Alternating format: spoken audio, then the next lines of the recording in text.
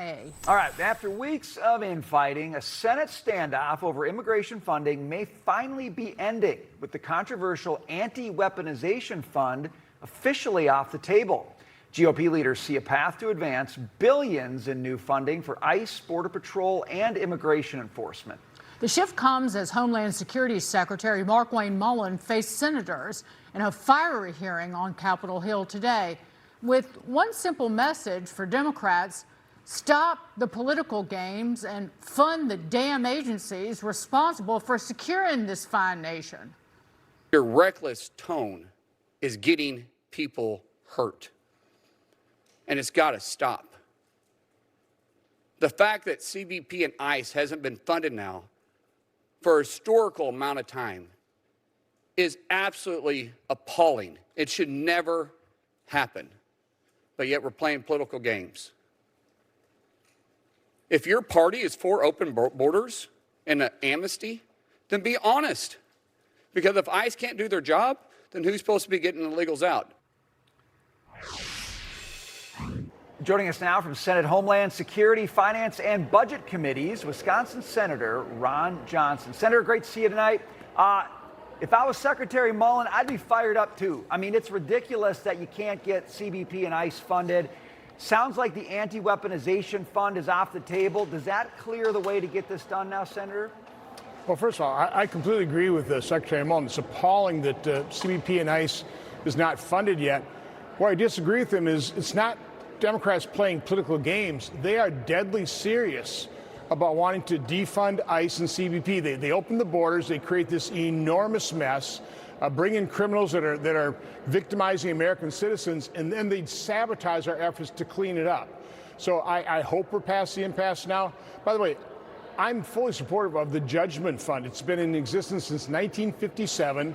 Presidents from both parties use it. Oftentimes, government abuses its citizens, sometimes on a partisan basis. So sometimes the relief can be viewed as partisan, but it's not.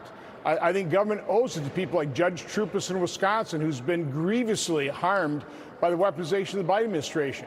But anyway, this weaponization fund, as they call it, had nothing to do with funding CBP and ICE. Democrats, the hypocrites they are just using it as an excuse because they are deadly serious about defunding ICE and CBP and putting Americans at risk. We need to understand that about the Democrats. We need to just blow this thing through, table all of their awful amendments that have nothing to do with funding CBP and ICE, and get it done. Senator, Secretary Mullin has also faced some backlash over the plan to pull CBP from blue city airports. You think that those CBP officers, particularly with the number of TSA agents that were lost during the Democrat shutdown, do need to stay in those airports?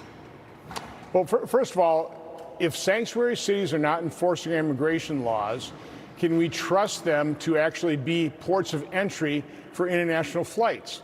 I think it's a very serious question we ought to be asking. What we ought to be doing is outlawing sanctuary cities and states to require all cities and states to follow our federal law. But that's not happening right now. So I'm very sympathetic with what Secretary Mullin's trying to do here. Again, there are broader questions. I certainly don't want to disadvantage TSA and CBP officers, but they can certainly be redeployed if that ends up being the decision.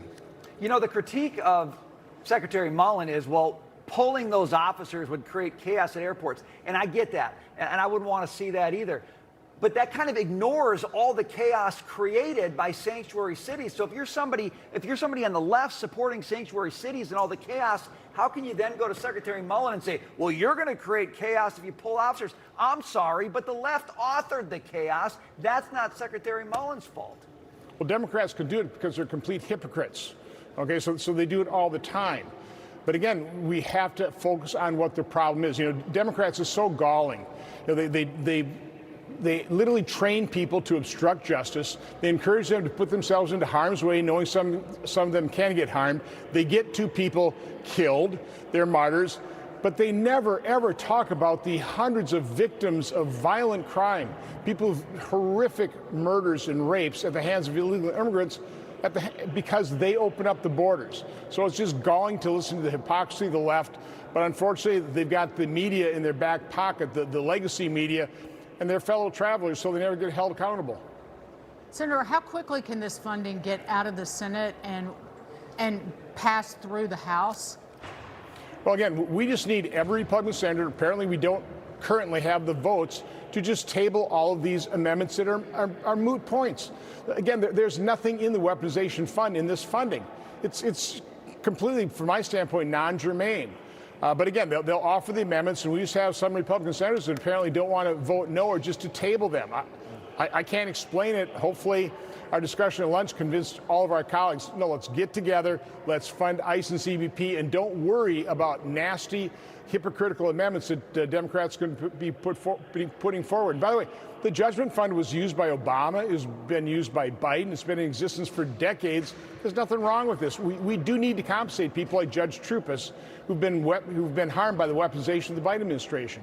Just about 30 seconds left, Senator, but are you disappointed that this reconciliation is skinny? In other words, no Save America Act, nothing in there, on taxes. It's just focused on CBP and ICE. A lot of people wish it did more for the country, maybe for the midterms. Are you disappointed by that?